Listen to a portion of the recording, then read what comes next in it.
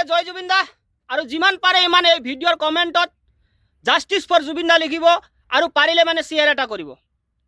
তো মই কোনো ডাঙৰ ইউটিউবাৰ কোনো ডাঙৰ ছ'চিয়েল মিডিয়া ইনফ্লুৱেঞ্চাৰ নহয়, হ'লেও জুবিন দাৰ অনুৰাগী হিচাপে মই এই ভিডিঅ' বনাবলগীয়া হৈ গ'ল।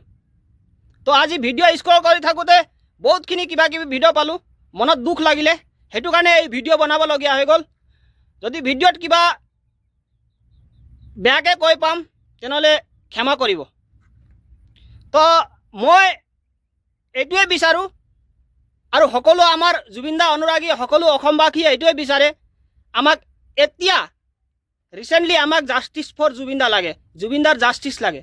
আমাক এই শ্যাম কানু মহন্ত, এই সিদ্ধাৰ্থ শৰ্মা, সেইটো তাৰ আমাৰ এই সম্পত্তি কিমান আছে, সি কি কৰে, কি কৰি আছে, এইটো আমাক নালাগে।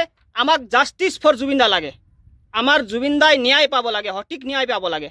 গতিকে আপোনালোকৰ মতামতটো কি সেইটো জনাব আৰু জাষ্টিছ ফৰ জুবিন দা লিখিব। তো সকলোকে জয় জুবিন দা, আৰু জুবিন দাৰ আত্মা সদায় অমৰ থাকিব। সদায় আমি জুবিন দাক মনত ৰাখি থ'ম।